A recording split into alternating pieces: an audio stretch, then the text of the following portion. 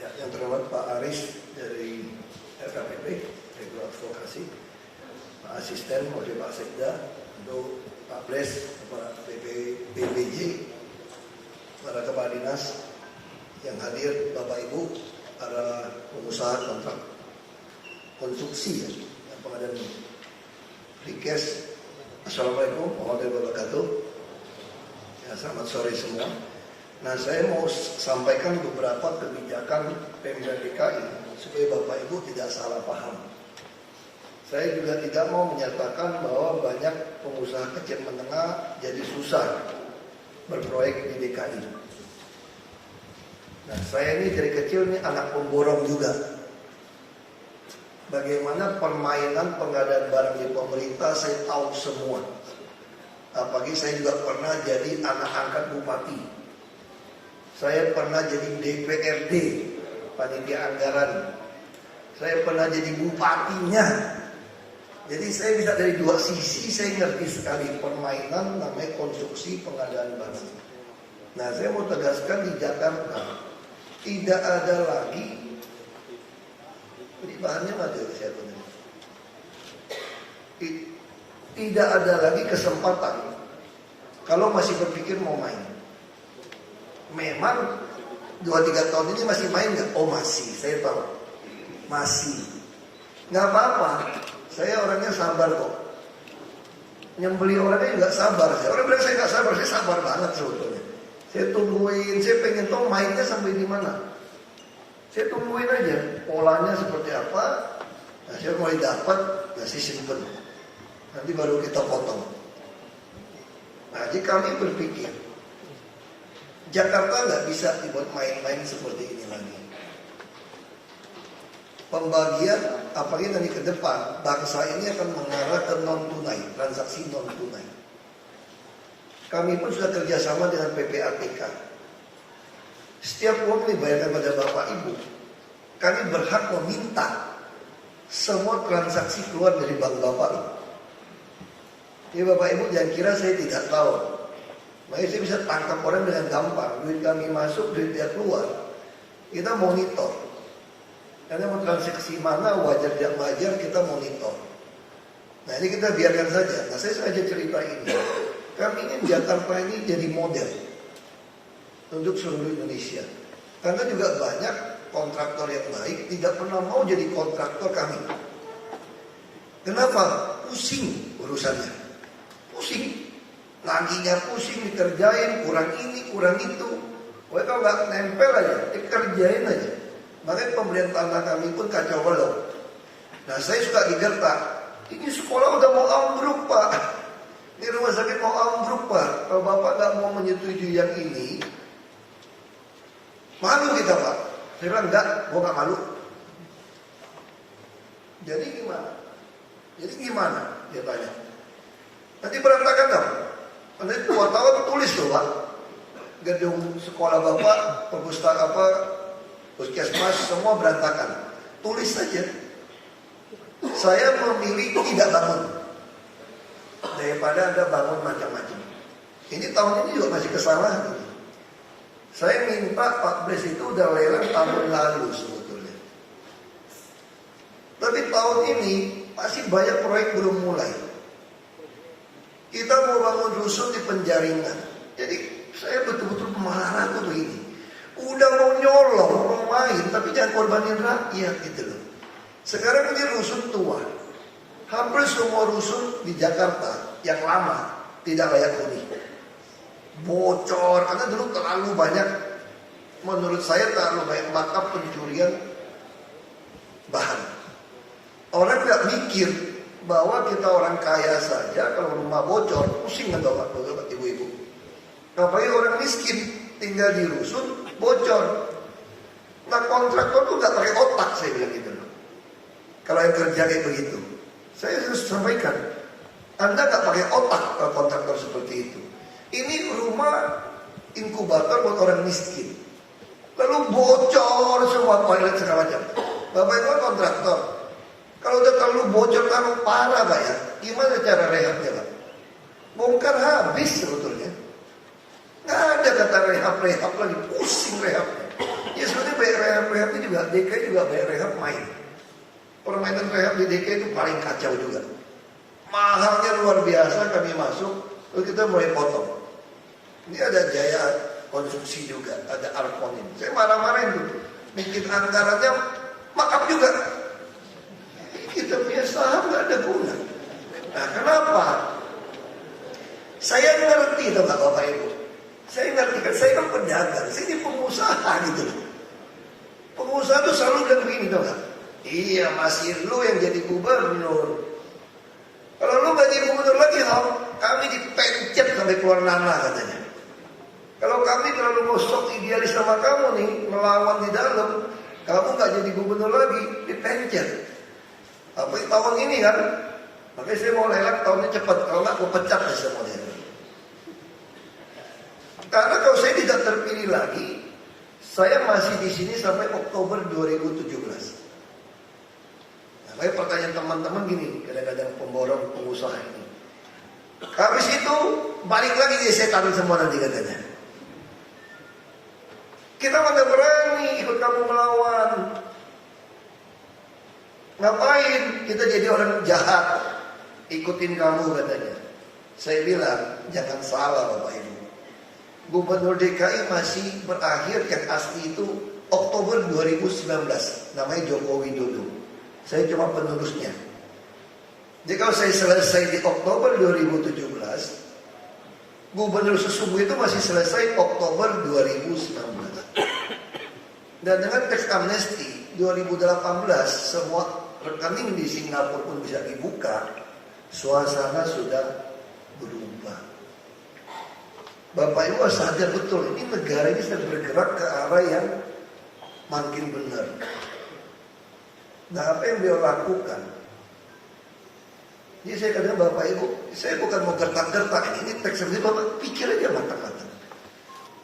Nah saya ingin cerita ini karena beliau betul-betul ingin infrastruktur ini dibangun dengan cepat dan baik. Seluruh Indonesia. Harusnya kalau Bapak Ibu ada perusahaan konstruksi yang memang niatnya benar, gak perlu khawatir sebetulnya. Bapak Ibu bisa lapor pada kami, kalau di mana yang tidak adil lapor gitu loh. Jadi Bapak Ibu pikir, udahlah, nanti juga udah kalian lagi payah. Kita udah masukin banyak di e-katalog RKPP. Walaupun RKPP belum sempurna sekali lah sebetulnya. Saya mengerti ini bisa diskusi sama Pak Aris. Walaupun masih mahal, tapi nggak apa-apa. Sekarang kita bicara lelang. Saya berpikir begini. Lelang ini harusnya kita bukan konsolidasi proyek-proyek kecil. Kemarin semua BUMN nggak berani. Karena Gapensi minta BUMN. Menteri PU di bawah 200 miliar nggak boleh dimakan perusahaan BUMN. Saya katakan Anda bisa konsorsium gabung. Kenapa saya suruh Anda konsorsium gabung? Saya mau besarkan. Bapak-bapak, ibu-ibu lebih ngerti mana kawan yang dipercaya atau mana kawan tidak bisa dipercaya, betul kan? Kita biasa dagangan udah tahu. Cuma jangan ngomong. Makan semua tuh, yang nggak dimakan cuma kursi meja doang. Semua dimakan ya kita dagang kita tahu kok siapa perilakunya, semua tukang ngamplang nggak bayar, semua kita tahu. Nah jadi biar Bapak Ibu yang memutuskan mau pasangan dengan siapa. Kayak tadi contoh, saya nggak mau bicara bisa rusun, bangun sekian tower, sekian blok. Saya udah bilang Bapak, saya nggak mau. Anda hitung saja sekian tower, sekian blok, berapa unit? Saya katakan 10.000 unit. Ya sudah 10.000 unit, 36 meter persegi. Anda rancang, Anda bikin mau berapa tower, tanah kita siapkan, Anda precast, Anda kerja. Langsung kita lelang 10.000. Anda cari aja kontraktor siapa, mau sub, mau bantuin Anda. Mau patungan dengan siapa? Rumah sakit. Sehingga apa yang kita bangun ini nanti jadi prototipe berikutnya. Jadi apa yang udah Bapak Ibu bangun, kami cuma memberikan spesifikasi. Saya pengen ada pipa gas, ada saluran buang sampah, ada listrik, ada antena, ada ipal. Saya cuma sampaikan seperti itu. Dan kami akan mulai membangun semua adalah pembangunan apa istilahnya, bangunan tinggi. Kita nggak mau Jakarta tanah terlalu mahal. Jadi nggak ada lagi cerita bangun rusun 4-5 lantai. Minimal kita bicara 16 sampai 24 lantai, tergantung jalur penerbangan atau apa.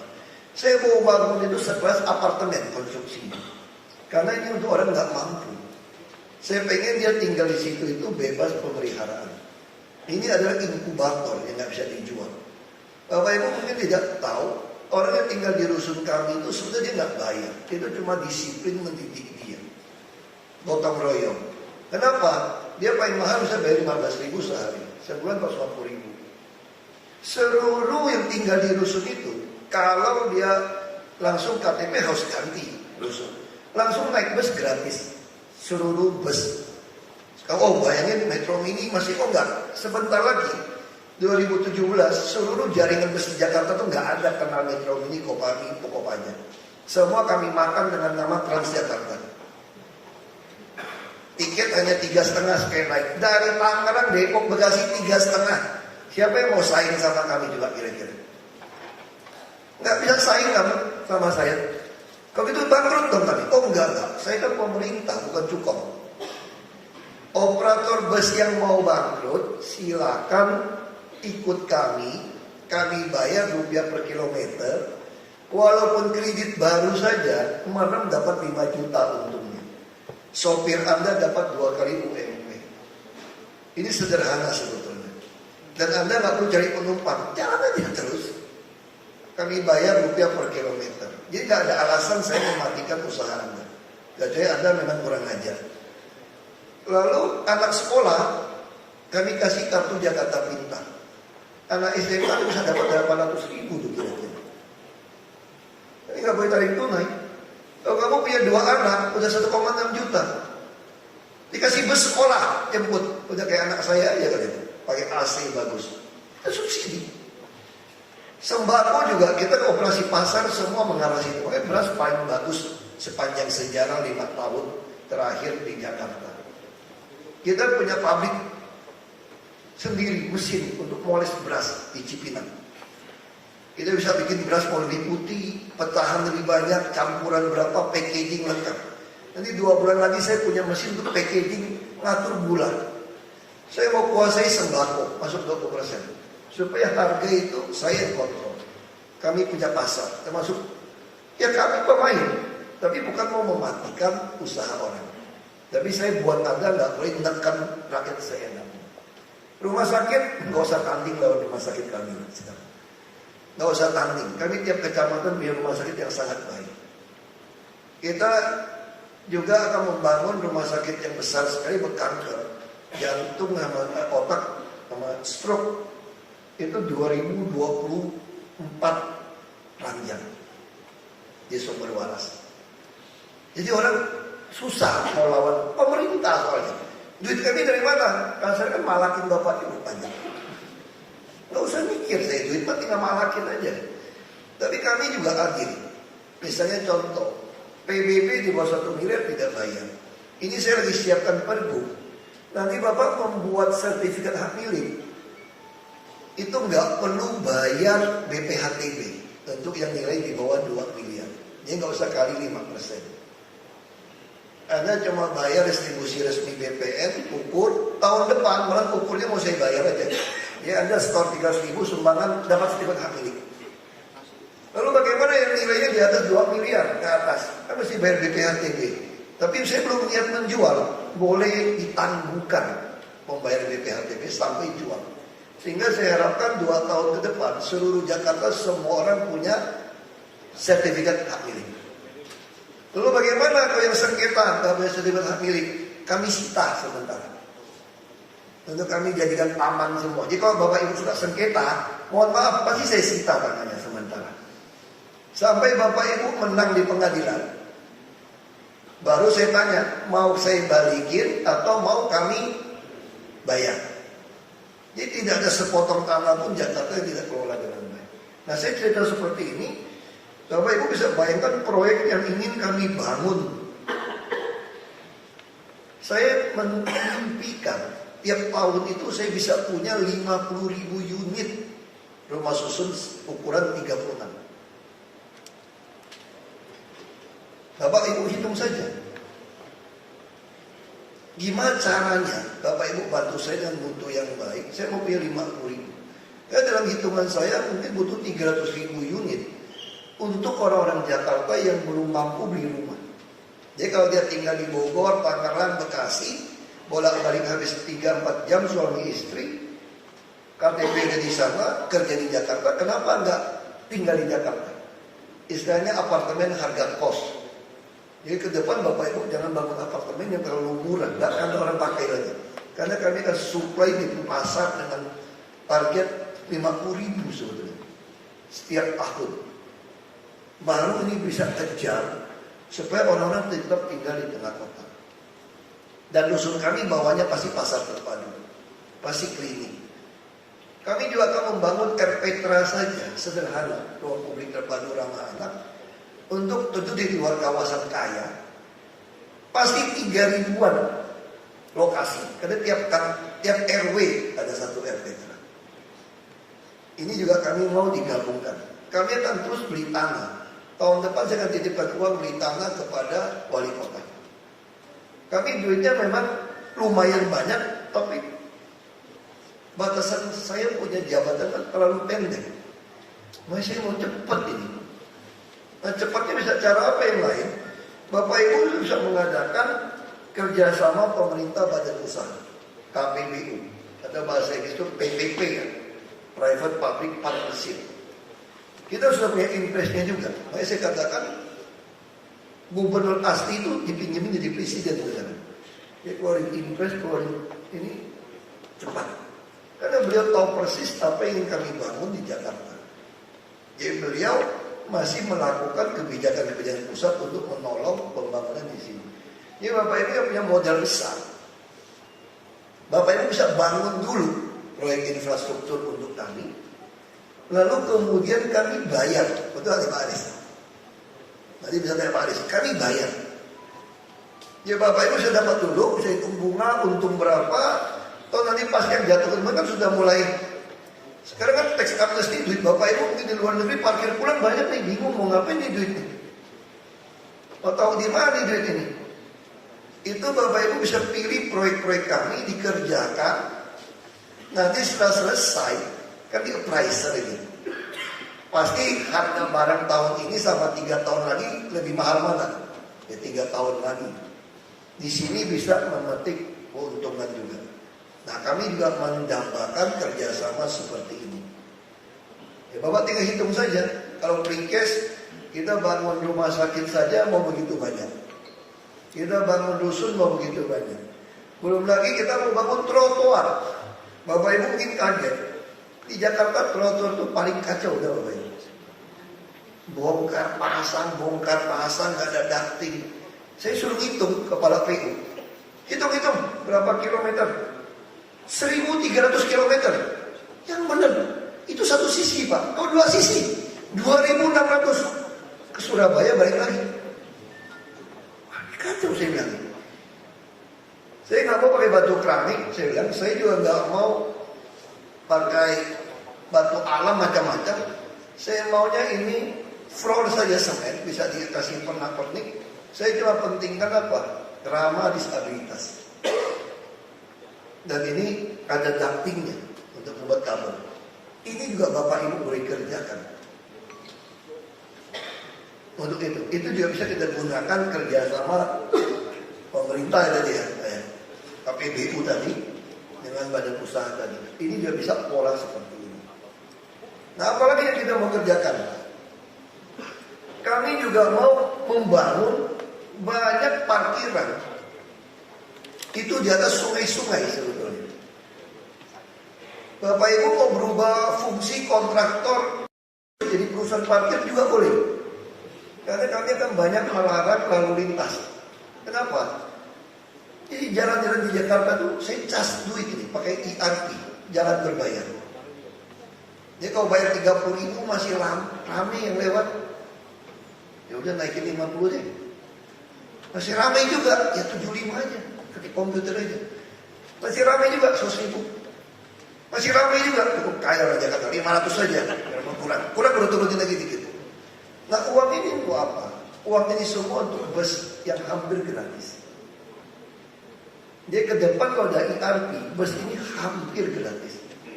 Untuk daerah-daerah komersial, saya sudah kasih bus gratis. Tahun ini akan datang 152 bus. Paling telat Januari masuk.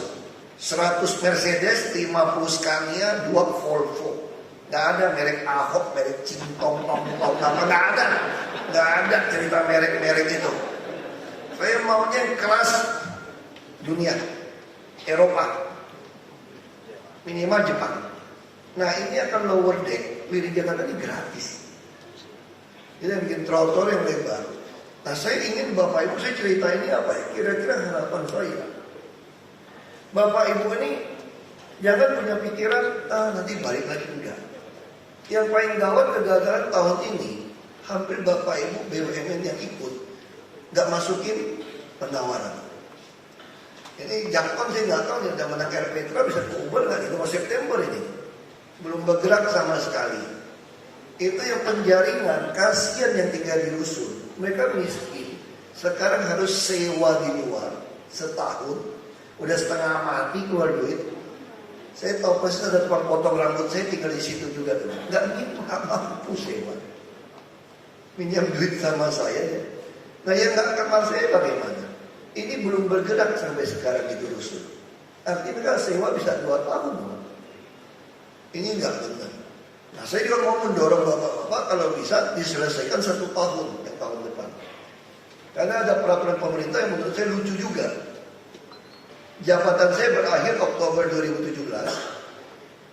Diasumsikan tidak terpilih. Maka tidak boleh bertitir sampai 2018. Padahal yang tanda tangan bukan Ahok, gubernur DKI. Harusnya siapapun jadi gubernur DKI yang meneruskan sebetulnya. Jadi kita ini banyak peraturan di negeri kita, kata Pak Jokowi kan, menjerat kita sendiri lucu. Terus alasan nggak boleh diubah, memang lebih suka mempersulit orang. Kalau bisa dipersulit, kenapa dipermudah mungkin katanya. Nah saya kira beberapa hal ini, saya tidak tahu konstruksi Bapak, termasuk kalian yang banyak membangun JPM, Jembatan Penyeberangan Multifungsi. Saya berpikir, kenapa Pondok Indah Mall itu udah 1, 2, 3, 4, berapa 5 nyambung terus boleh. Great Indonesia boleh nyambung-nyambung melulu. Kok kita DKI nggak boleh? Orang ini udara semua izin kita kok, kenapa nggak sambung-sambungin saja? Orang-orang Tanah Abang mahal nggak? Toko-toko Tanah Abang mahal Tanah Abang. Kalau itu kenapa cuma nyambung-nyambung itu kayak Pondok Indah Tanah Abang antara blok A, B, C, D, E, F, G, A. Kita aja sambungin kayak Taman City, Waduk Melati semua. Kenapa kita nggak sambungin? Sambungin aja. Nah ini juga kita tawarkan, bisa kami kerjakan, bisa juga tadi KPBU istilah bahasa Indonesia, yang PPP tadi. Ya, jadi kerjasama pemerintah dan badan usaha tadi. Ya Bapak Ibu yang ada punya modal bisa bangun dulu, lalu kami beli kembali. Lalu apa lagi yang kita mau bangun? Kalau Bapak Ibu berani, wah mereka agak kaget tuh, itu Jakpon agak kaget ini. Kita mau membangun 6 ruas tol dalam kota. Saya sudah ancam ini, termasuk BUMD kami, kalau kalian nggak bisa bangun, saya mau bangun sebagai jalan biasa. Lalu saya mau katakan IRP. Kalau jalan tol itu bayar direksi, tantin, gaji, bonus. Kalau IRP setiap mobil lewat, tung jatuh duitnya kayak paman gobel. Mobil lewat, tung jatuh duitnya masuk kantong DKI. Bukan PT, langsung masuk. Kalau itu kenapa mesti bangun 16 tol dalam kota? Kenapa nggak bikin 6 ruas jalan IRP layang? Kita juga mau membangun otoring road, pembebasan lahan macam-macam. Nanti konstruksi-konstruksi precast ini kita minta. Nah ini model-model ini, sekali lagi saya berharap Bapak Ibu harus optimis. DKI berubah. Saya kira para pemain yang suka, yang pemain-pemain itu tahu kok DKI udah berubah. Walaupun bawahnya masih coba-coba. Gak apa-apa, saya full dulu. Saya pengen tahu kayak tikus nyolong kan, bawa ke sarangnya kemana kira-kira ya. Kira-kira kalau tikus-tikus nyolong kan gitu kan, dia ke sarang mana ngumpetnya. Ku biarin aja, ku tandain, ku liatin. Oh linknya begini mainnya, store-nya ke sini, aliran dananya ke sini, tarik pompanya ke sini. Tadi baru saya dapat laporan dari Barreskrim. Kita akan naik dan serahkan berkas ke jaksa. Permainan PHL, pegawai-pegawai kerja senilai kerugian negara 12 miliar. Saya tangkap, saya laporin. Saya tungguin. Ibu-ibu lagi, saya nggak peduli. Mau mak-mak, mau nenek-nenek, mau ibu-ibu, nggak peduli saya. Mau bapak-bapak, saya tungguin, ya, saya dapat, saya laporin. Saya tanya, kapan? Udah naik berkas. Saya sangat serius untuk berantas ini. Barangkali kamu nggak ada lagi? Oh masih ada dong. Gubernur kan sampai 2019. Terus ada lagi yang kurang ajar kayak gini sama saya teman-teman. Kalau nanti nggak ada Pak Jokowi lagi gimana? Baik lagi dong? Saya belum tentu. Enggak, baik lagi.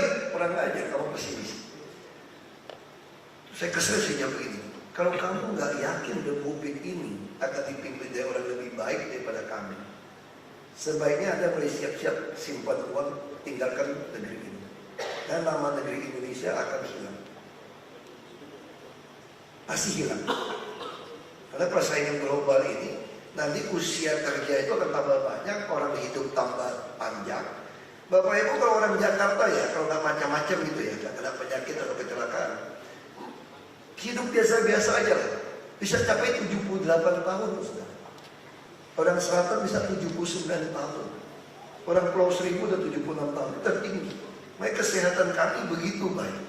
Kayak mau gunakan ketok pintu lain dengan hati. Indeks pembangunan manusia orang Jakarta dari tingkat yang menikmati pendidikan, usia di hidup sama daya beli, kita udah capai tahun ini 78,99 tahun lalu. Nilai tahun lalu 2015. Dunia top berapa? 80 udah dianggap negara maju. Kita tinggal 1,01. Makanya saya mau tekan sembako, terus gaji. Bapak Ibu selalu berpikir UMP naik. Tenang dulu. Saya adalah orang yang selalu ngotot. UMP naik berdasarkan KHL plus inflasi. Kebutuhan hidup layak. Buat apa gaji 5 juta? Kebutuhan hidup sembakonya semua 4 juta. Hidup 4,9. Lebih baik gaji saya hanya 3,5 juta, tetapi biaya hidup hanya 2,5 juta. Baik kami mulai menekan biaya perumahan, transportasi dan sembako. Sembako untuk gaji-gaji anak buah bapak ibu itu bisa habis 70-73% dari total gaji. Nah ini yang kita tekan biaya hidup ini. Dengan kesehatan, dengan transport, dengan perumahan. Tapi saya tidak akan berhasil kalau bapak ibu tidak mau membantu kami membangun dengan mutu terbaik. Jadi saya ngajak bapak ibu, ini ada nasionalisme kita, bukan bicara hanya untung. Ini ada bicara rasa empati sosial kita. Karena yang kita bangunnya ada kebutuhan sekolah, rumah sakit, perumahan, jalan yang memang untuk rakyat banyak. Ini kalau bapak ibu hanya berpikir ngambil untung pendek, apalagi jual. Saya pernah masuk kayak Pak Yusmada ini, jembatan di Muara Karang dekat rumah saya. 3 tahun ya, lebih. Hampir 4 tahun, 3 tahun ya, 3 tahun lebih. Itu mangkrak, itu jual 5 kali saya kira. Jual. Itu seluruh toko di situ mati tokonya sana. Hanya ukuran berapa lelang itu? 30 miliar. Proyek 30 miliar dia tidak pikirin orang ratusan miliar bangkrut gara-gara itu. Nah itu yang saya nggak suka kontrak seperti itu. Kalau mau gugat saya bilang begini nih. Kalau mau gugat saya, mau gapensi, mau apa, Anda salah gugat orang kalau ketemu saya. Saya nggak tahu ada pengurus gapensi, biasa tuh ada. Kalau Anda mau nantang saya, salah orang Anda, salah alamat. Saya sampaikan, Anda salah alamat kalau menantang saya. Saya bisa nggak beli, saya tanya, perusahaan paling besar di sini kontraktor. Alat kerjanya berapa duit? Tunjuk tangan, kasih tahu. Ada yang sampai alat kerjanya Bapak Ibu? Nggak ada. Asetnya nggak ada segitu saya kira. Berapa T? 1 T, 2 T. Nggak usah tanggung lawan saya. Saya buat beli UPS aja dia selamatin 12,1 T kok. Ini serius. Saya bisa nggak beli semua mesin kerja Bapak? Bisa. Lalu siapa yang kerja? Saya bajak semua manajer terbaik Bapak. Mau gaji berapa? 10 juta? 50? Saya berani kasih 2 kali. Kau bajak semua ikut kita. 2 kali plus bonus 3 bulan tiap kali ada bonus. BUMD kami kita gaji 100 juta. Hampir semua CEO BUMD kami bisa bawa pulang 2-3 miliar setahun. Bonus. Orang Bapak yang terbaik siapa? Ikut kami terus. Saya bilang kalau kontraktor gak mau bantu saya kali ini, saya bilang saya akan bentuk PT kontraktor 5 buah. Saya ikut lelang semua. Saya makan semua bisnisnya. Karena kurang ajar, saya bilang. Saya minta baik-baik, kerja baik, harga lelang yang baik. Gak usah kenal saya, gak usah kasih duit sama saya. Gak ada titipan dari saya. Saya punya teman banyak kontraktor loh. Saya ini darah kontraktor ini. Saya nggak ada bisnis sama sekali. Saya cuma minta tolong proyek pemerintah itu harus bagus. Itu dulu sipil, kurang ajar semua. Sekarang masih mainin saya. Dulu keruk sewa alat berat, kurang ajar lebih baiknya. Ngaduk, lumpurnya jatuh ke muara.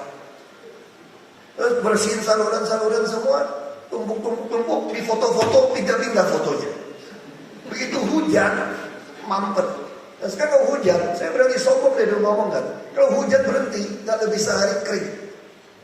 Jadi rumah Anda memang mangkok. Karena semua saluran kita dari kerjaan ini, belum sempurna. Tapi sampai akhir tahun, apa tanggul kami selesai. Kalau cuma rob, sama hujan. Sekarang Bapak Ibu tahu gak, ancaman terbesar Jakarta itu apa?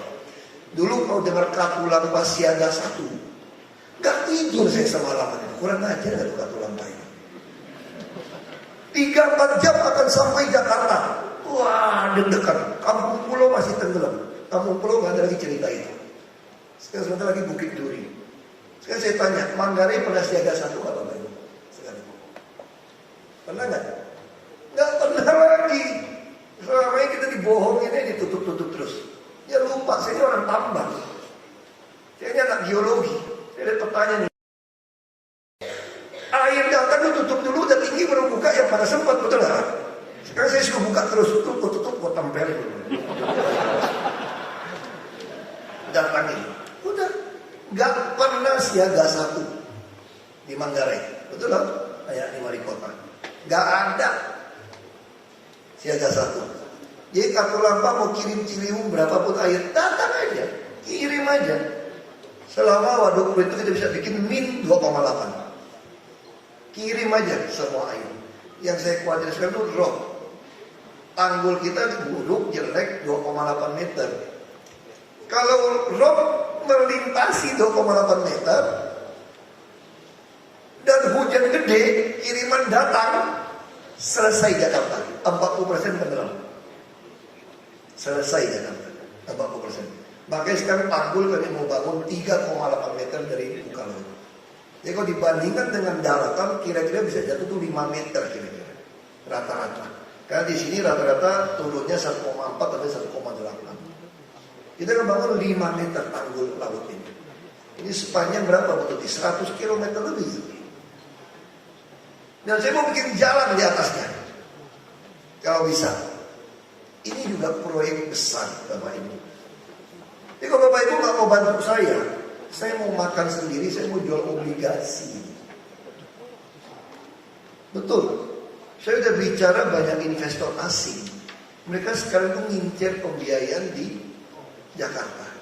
Kita belum lagi bicara bangun MRT, LRT. Kita belum lagi bicara banyak jalan underpass, flyover. Kita mau ngincer lagi auto ring road. Tanggul saja mau berapa triliun itu. Makanya kemarin saya mengenakan kontribusi tambahan pulau itu gara-gara memalakin itu beresin Jakarta sebetulnya. Terus saya hitung-hitung bisa dapat 50 triliun sampai 100 triliun kalau jatuh hujan. Saya udah dapat 4 triliun, cuma kasih izin naikin KLB. Contoh Wika bisa lelang. Yang untuk Alkomin ngitung juga. Dulu ngitung 700-an miliar kurang ajar juga. Begitu lelang-lelang 345 miliar saja itu. Serius itu. Rancang bangun. Ya maksud saya gini, Bapak Ibu juga jangan ambil untungnya, cuannya terlalu gede, kira-kira gitu loh. Harus untung Bapak Ibu, tapi jangan paham-paham harga.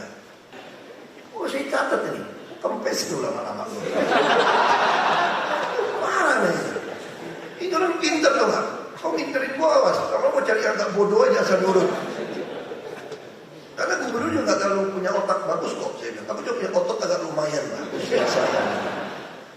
Gubernur nggak usah otak bagus, sebenarnya ototnya kencang, otot jantung, otot saraf, otot kaki kalau diuber-uber ormas-ormas yang galak itu kan. Itu aja. Saya bilang tiap hari mesti siap-siap tuh. Resmin RPP juga mesti siapin mana senjatanya semua, mana badannya, mesti latihan dulu. Kira-kira berantemnya gimana nih? 1 lawan 2 masih oke nggak saya kira-kira? Gak pakai senjata masih oke lah. Jadi memang di sini cuma butuh otot. Tapi kalau tidak ada partisipasi Bapak Ibu, kami susah. Makanya jangan bikin saya frustrasi. Kalau saya frustrasi kayak alat berat itu, akhirnya saya beli semua. Bapak Ibu kalau sekarang lihat ya, truk-truk kami Pak, alat berat kami Pak, saya kira seluruh kontraktor Jakarta nggak menang lawan kami. Betul, bukan saya sombong. Kita begitu beri dump truk tronton itu ratusan, ribuan, itu satu SKP di ratusan sekali, 300-an, 200-an, alat berat juga beri ratusan. Kita big customer, dan semua alat berat saya bisa tracking lagi. Saya bisa tahu alat berat saya kemana, kerja berapa jam, ringan, sedang, berat, sisa minyak berapa. Semua alat bisa saya cek di handphone. Semua foto lengkap. CCTV kami pasang 6.000. Tahun ini sekarang sudah 3.600-an CCTV. CCTV kami itu bisa membaca plat nomor sampai wajah Bapak Ibu. Sampai akhir tahun 6.000. Tanpa pakai uang DKI. Dari mana dapatnya? Orang mau minta pasang provider 4G itu. Lu kalau nggak pasangin gua CCTV, gua nggak mau kasih izin, gua parahin aja. Kok bisa? Kalau kau minta kasih nggak lo pribadi? Kasih nggak? Masa bohongin saya bekas pejabat, bekas pengusaha, anak bupati, kasih nggak ada duit juga minjem. Jadi kontraktor itu paling kasihan kita Bapak Ibu. Kata bapak saya waktu mau meninggal, pesan saya begini. Jangan pernah jadi kontraktor untuk Pemda maksudnya. Makanya banyak kontraktor bagus nggak mau Pemda. Kalau jadi kontraktor Pemda, kamu cuma numpang hidup lewat hidungnya. Kenapa numpang hidup lewat hidungnya? Proyek mau digoreng saja, di Bapeda mesti nyogok, di SKPD mesti nyogok, naikin lagi ke DPRD mesti nyogok, sampai turun kerja minta lagi. Dan biasa pejabat itu agak jahat juga. Udah minta di depan, nanti di ujung dia minta lagi tuh. Kebutuhannya macam-macam kan. Mau kawinan, mau sewa video, mau bini muda, apa semua dipiara ini. Ya tentu enggak, itu cerita dulu. Lalu minta lagi, kan udah habis. Udah tenang, tahun depan proyeknya kita kasih lagi. Ngijon dulu. Setorannya kurang bagus, dipecat lagi ganti pemain baru. Setor lagi. Jadi nggak heran namanya kontraktor suka tukar cek kosong tuh bapak gue ini. Kalau pejabat minta uang nggak boleh ngaku nggak ada uang, malu dong.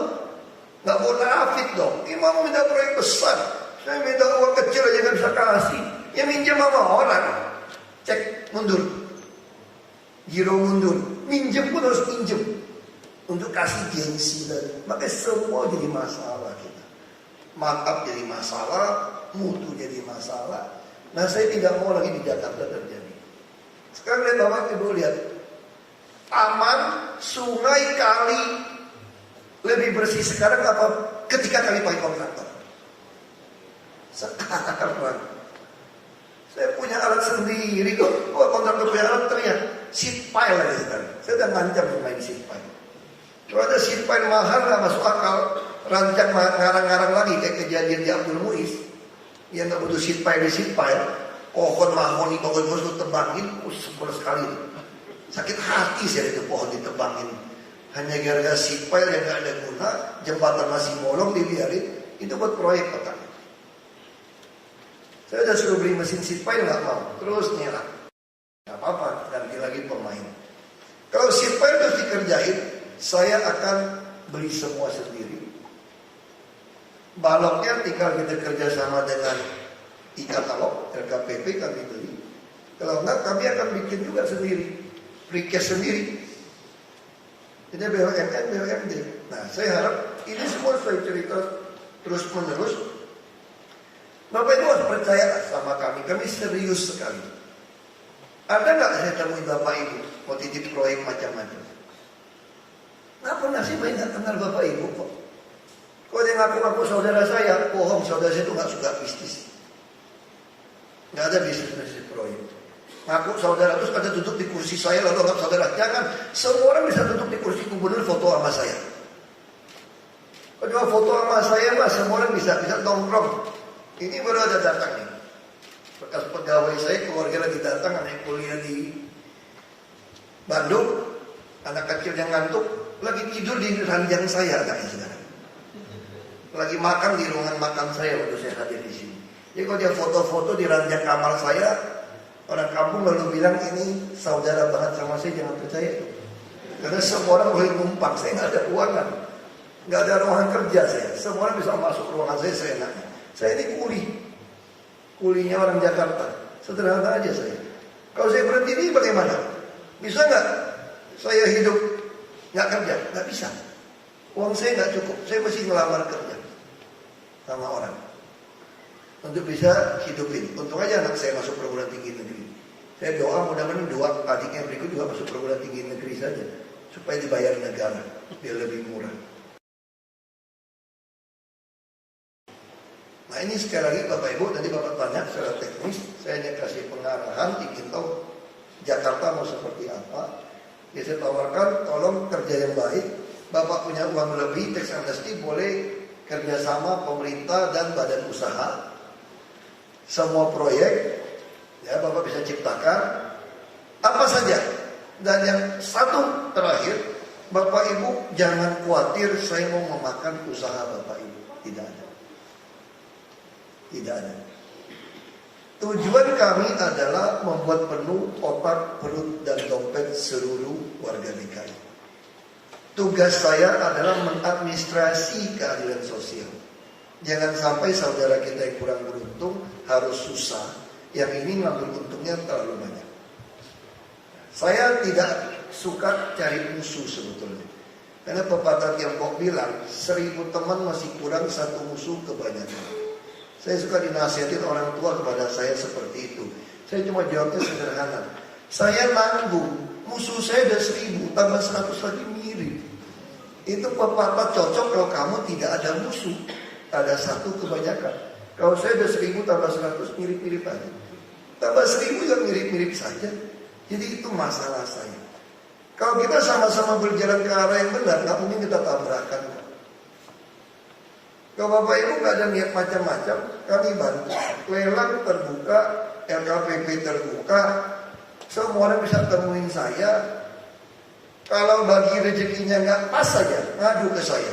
Lagi main, diam-diam, itu ya susah. Ya sekali lagi saya harap Bapak Ibu bantulah kami. Ini ibu kota negara Bapak Ibu. Saya jadi gubernur hanya sementara. Bisa saja saya sampai Oktober sudah selesai. Tapi apa yang Bapak Ibu berkarya membangun, itu akan dikenang orang selamanya. Ini mutu yang baik, ini bangunan ini baik. Nah itu yang kita harapkan. Tentu saja jalan, saya nggak tahu ini nggak ada hotmik ya, hanya jembatan namanya, layang ya. Kami juga ingin seluruh Jakarta itu hotmiknya seperti kelas Eropa. Supaya Bapak Ibu naik mobil Eropa itu empuknya mirip. Nah, kita mau gali yang baik, kita mau standar nggak ada bumping sebetulnya. Kita juga akan memperkenalkan standar internasional rambu lalu lintas. Jadi standar internasional itu kalau tidak boleh parkir, bukan ada P silang, coret, bukan. Kalau mau P coret berapa banyak? Pokoknya kalau nggak ada huruf P, itu nggak boleh parkir aja. Kalau boleh parkir itu P biru. Kalau di pinggir ada garis, 2 garis yang tebal, kuning apa, itu berarti nggak boleh berhenti. Nah kita akan mulai perbaiki supaya standarnya sama dengan internasional. ini kira-kira dari saya, nggak ada tanya jawab, nanti panjang. Ini memanfaatkan gubernur ngomong, nggak usah tanya jawab. Nanti tanya jawabnya sama LKPP. Ya, terima kasih sekali lagi kerjasama kita bersama.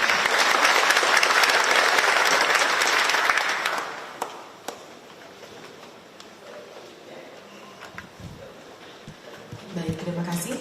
Bapak Ibu hadirin undangan yang kami hormati, acara akan dilanjutkan dengan paparan dari narasumber, yaitu Direktur Advokasi dan Penyelesaian Sanggah Lembaga Kebijakan Pengadaan Barang Jasa Pemerintah, yaitu Bapak Insinyur M. Aris Supriyanto.